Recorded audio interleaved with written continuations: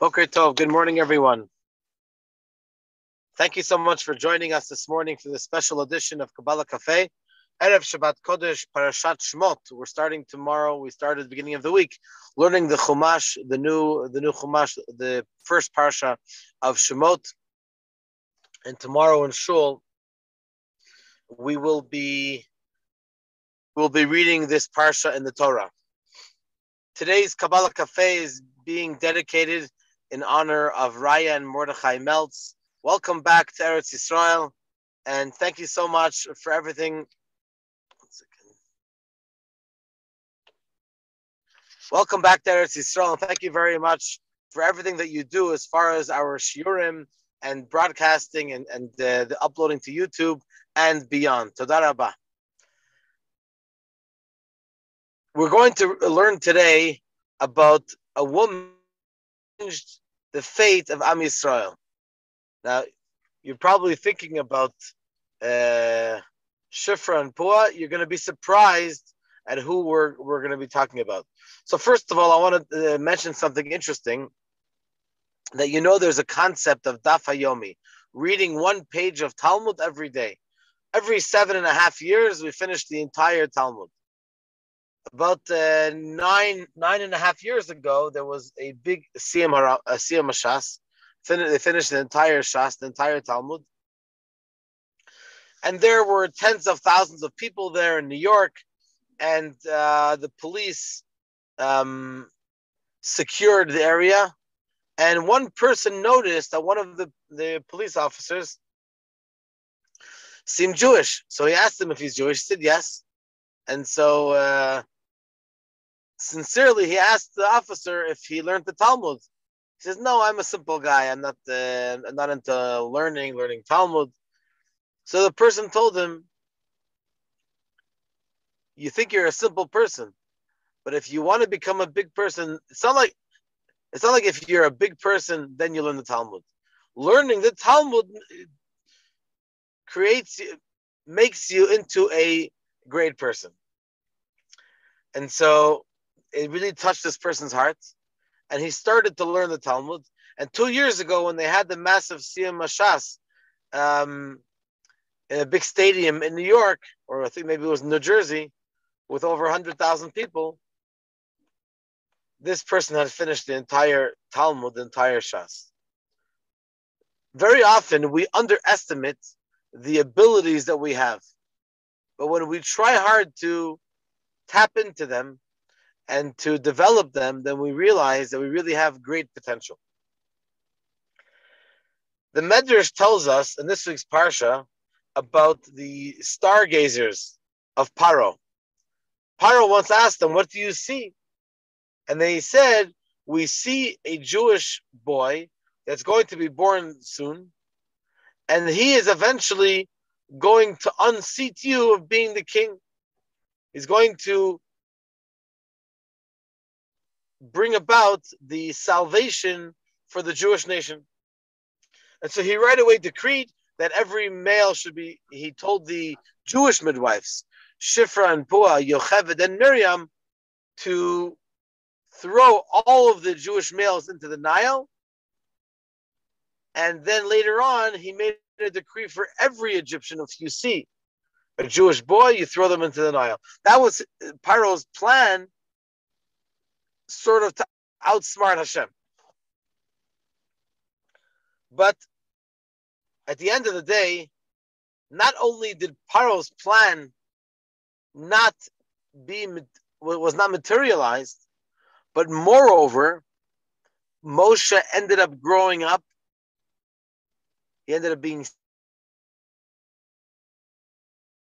a river, and Moshe was saved by Paro's own oldest daughter, and she brought him into the palace, and Moshe grew up. This is unbelievable. Grew up in Paro's palace, and one medrash even says that Paro would play with Moshe, little Moshe, and not knowing that later on, decades down the road, Moshe was going to redeem Am Yisrael from Mitzrayim as a messenger from Hashem. It just shows parenthetically, how man can plan lots of stuff, but at the end of the day, it's Hashem's decision which is which stands, and this also is connect. This point is also connected to what we have been learning over the past couple of weeks in the Chovat Halvavot Bitachon and Hashem, that Hashem is the one who runs everything. Now, what was the name of Paro's oldest daughter? Correct, Batya. But before she received the name Batya, what was her name? Tarmutis. Her name is one of the gods, one of the Egyptian gods. And she is the one who found Moshe floating he was in a box which was floating in the Nile. Now, what in the world was she doing at that time at the Nile? So the Torah says, Lirchotz al yad hayaor, to bathe near the river. But the Gemara says in the name of Rabbi Shimon Bar Yochai that when she was going to bathe by the river, it doesn't mean a bathe of pleasure, rather to wash herself from the dirt of the idols of her father. In other words, she wanted to get rid of a type of mikveh, if you will, to get rid of the impurity of the foreign idols and gods, in order to cleave unto Hashem and to convert. Therefore, she came to the Nile River. Now, one of the greatest interpreters of the Talmud and the Rambam of 2 generations ago, it was called the Rogachover Gaon, the genius from Rogachov. His name was Rabbi Yosef Rosen, basically, and he was a tremendous genius. By the way, today is the Rambam's yard site. That's very, very special. The 20th of Tevet. So the Rogachover, he asks, Tarmutis, why did she go to bathe and sort of to purify herself at the river? Why didn't she just go into a bath in the palace, in the royal palace? And the answer is, this is fascinating. The waters of the Nile River were considered also to be a god. Paro basically served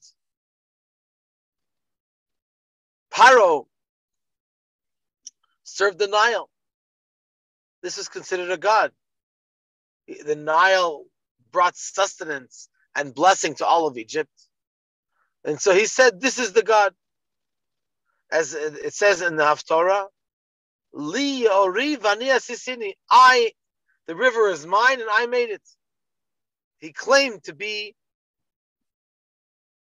God, to serve the Nile. The Nile was also a type of idol. And so what did Tarmutis do? She said to herself, basically, it's not enough to go to bathe in a bath in the palace. She says, I'm going to go into the Nile River.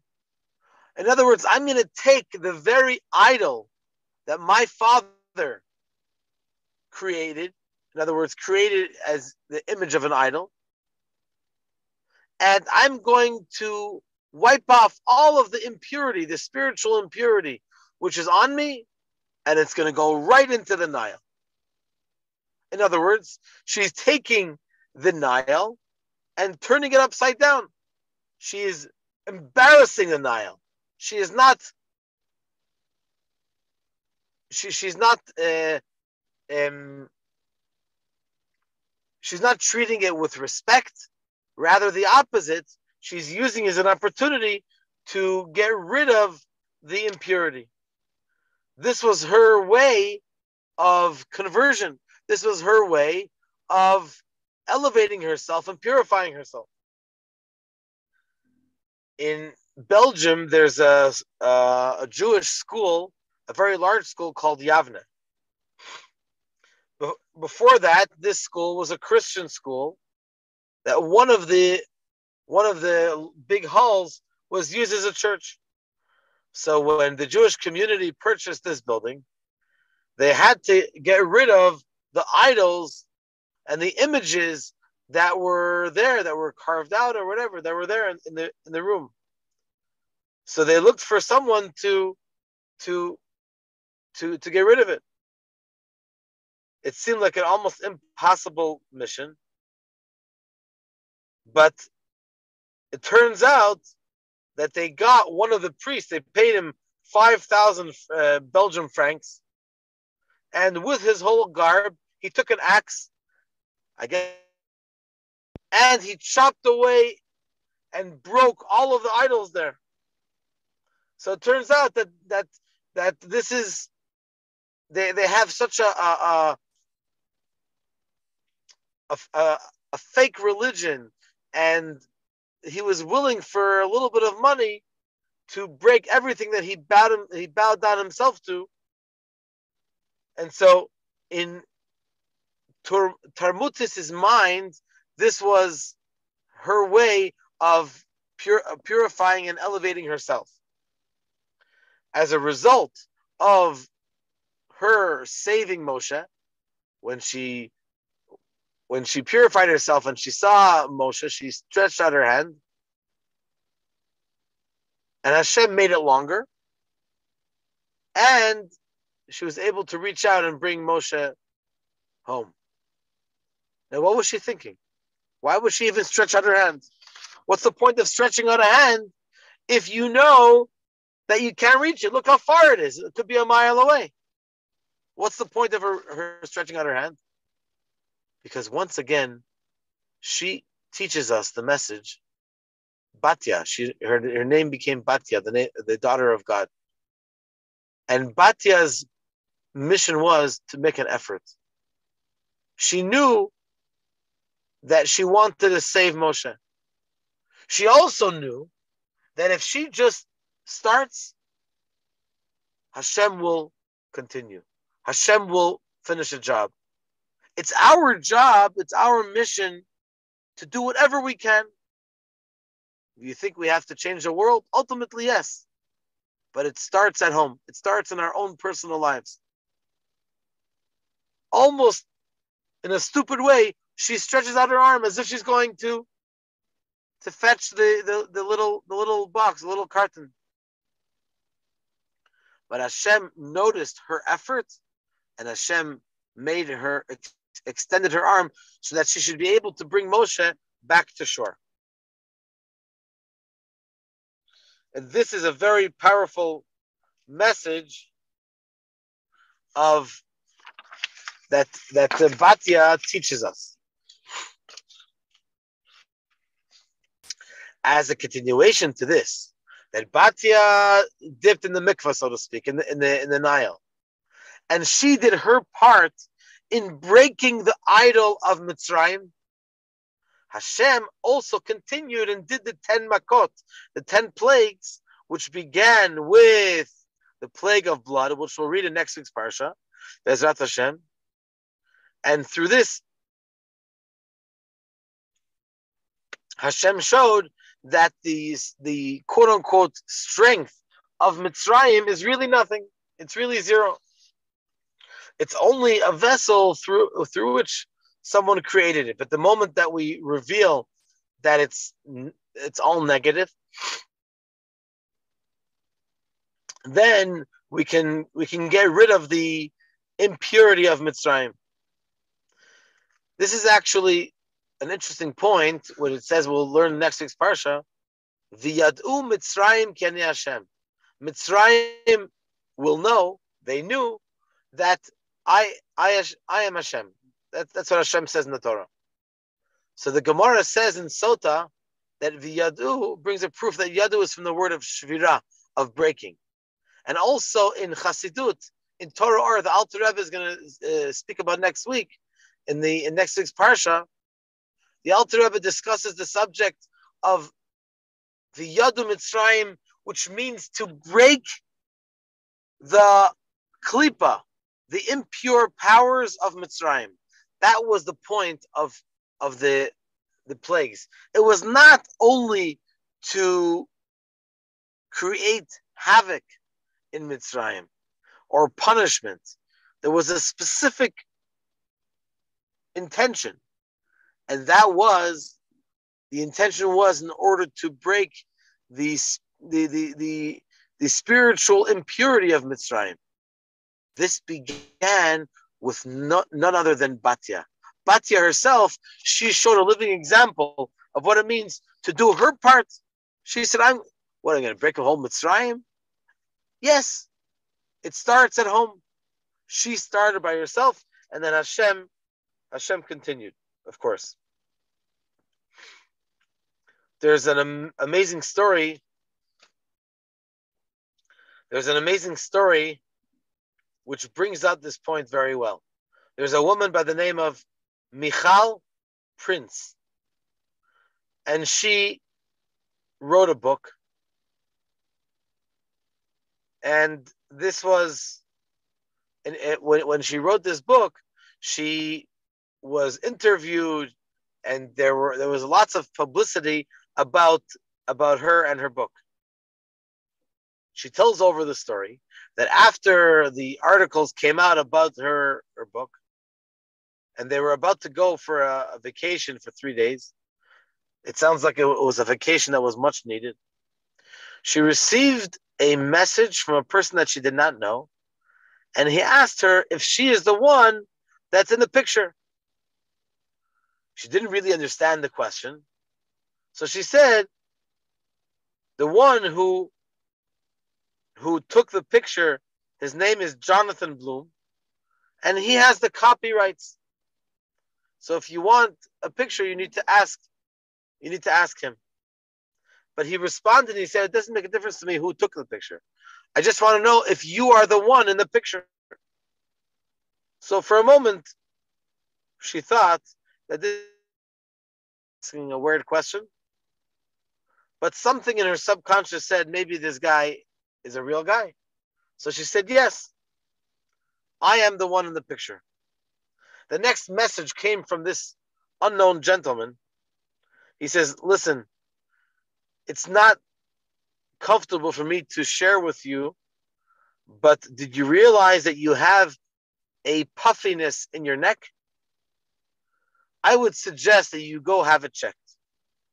Mrs. Michal Prince, she went right away to the mirror, and she saw that on one of the sides of her neck, there's a recognizable puffiness. She touched it with her fingers, and she felt that there was something beneath. 3 days later, she went to be checked, and she saw that unfortunately, she had a growth in her neck. And immediately they went and they did a surgery, and they saved her. It was spotted early enough. This special person who is so caring is a Jew by the name of Meir Elipor. Afterwards, it became clear that this was the second time that he saved someone in this way. He was able to identify in a picture or in a video of an interview. He was able, I guess it was a picture, that he was able to tell at an early stage of a danger that a person was in, and to literally save their lives. Now put yourselves for a moment in the shoes of Meir Elipor. He probably has a good talent, and he's a gift from Hashem to be able to spot and to notice minor things or seemingly minor things from a distance or from a picture. And him noticing this, flipping through the newspaper or whatever or online and seeing a picture, he could have easily said, what does that have to do with me? Well, the person will let them figure it out on their own. But this person was such a caring person. And he said, I'm going to do my part in saving a life. And that's exactly what happened. he was able to save at least 2 lives that we know about. And this is the amazing lesson that we learned from Batya. This was her approach in life. She could have easily said, I'm in the house of I'm the daughter of the king. I'm in the palace. Is there any way in the world that I'm going to have any effect? I'm the last person that can have an effect. My father will never let me change who I am and bring myself to a higher level. And it ended up being that not only did she change herself, but in a sense, she broke the ice that Am Yisrael should be saved from Mitzrayim and eventually to be redeemed, decades later. Now, for a moment, let's take off the curtain from the who is this individual, the daughter of Paro? Where did she get this motivation to leave the idols of her father's home and to come and convert? At the time when becoming part of Am Yisrael was not terribly attractive. Am Yisrael at that time, first of all, was not in any spiritual height. Also, materially speaking, they were totally enslaved. Spiritually, they were in an all-time low. They were involved in almost the lowest level, which is the lowest level is the 50th level of Tumah. And they were in the 49th level of the gates of Tumah, of impurity. One of the most difficult periods that Am Yisrael experienced. It was not a common thing that people wanted to attach themselves to our amazing nation. So where did Batya receive this energy, this courage to be able to make the move at that time and to become part of Am Yisrael? The answer is given by the holy Arizal. The Arizal. And so the holy Arizal gives the response. He says as follows.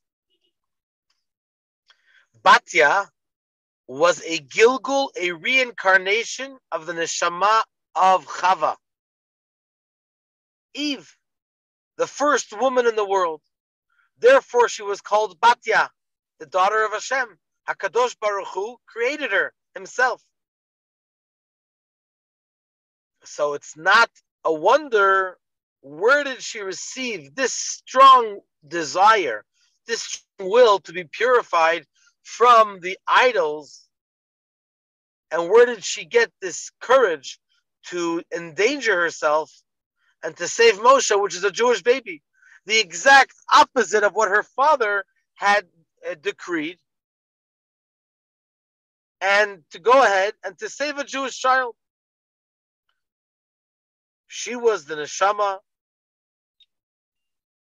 of Chava, that even though she sinned, she had a very, very great neshama. So I want to finish off with an interesting anecdote from the Talmud. The Talmud in Sota states that it says that she went to bathe. V'na'aroteha holchot al yad hayor, and her maids, or maybe it's called maidens, they were going near the river. And so the Talmud indicates that going, quote unquote, holchot, means that they died. What does that mean? That they said to her, we don't understand. Your father decreed to kill all the Jewish male babies.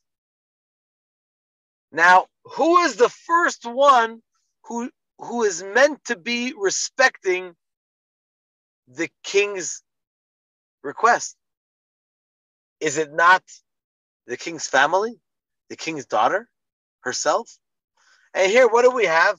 We have a very strange scenario where the king's own daughter is violating the decree, his decree.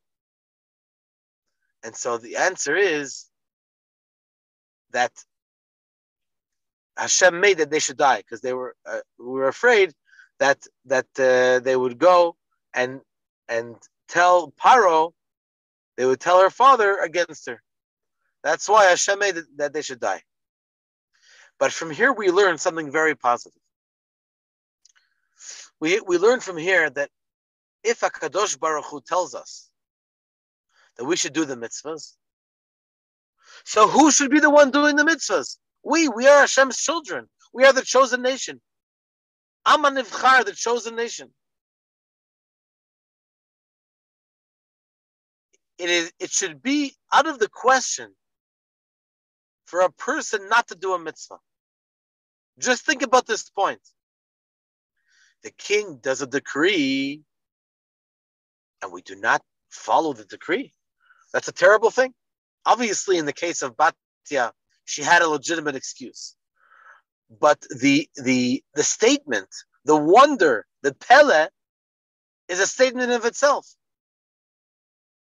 And when I think about the Rambam, today's the Rambam's yahrzeit, and we know that in Chabad, the Rebbe instituted to learn or one chapter, or Sefer HaMitzvot, a paragraph of each mitzvah of the day, which, by the way, you can learn every single day. And also on Shabbos, you can read after Shabbos on our website, JerusalemChabad.org. You go to Adult Education. We have a link there to daily study. And over there, you can learn online in English, also in Hebrew text. You can learn the Rambam of the day. So we are connected to the Rebbe, and the Rebbe instituted that we should learn the Rambam. Today, being the Rambam's yahrzeit, is a great time to jump on the wagon, even if you've not done it before. Even if you can do the minimum of the mitzvah a day, one mitzvah or a couple of mitzvahs, depending on which mitzvah was established for the cycle. But the more Rambam we learn, the more number one, we learn all of the mitzvahs. The Rambam is the only one that goes through all of the mitzvahs of the Torah. And number two, can you imagine that there are tens of, perhaps hundreds of thousands of people around the world, not only Chabadniks, who learn the Rambam? I just want to finish off with one short note, and that is that being that, I think it's connected actually with what we learned today, that being that today, this evening, is the eve of the 25th of December, and therefore the impure powers are very, very strong. So the custom is not to learn Torah from sunset until midnight tonight. So all of your shiurim of Chumash, Tehillim, and Tanya, and Rambam, and Daf Yomi, whatever you're doing, try to finish it before the sunset is approximately 4:40 or 4:45. I'm not sure the exact time. You can look it up online.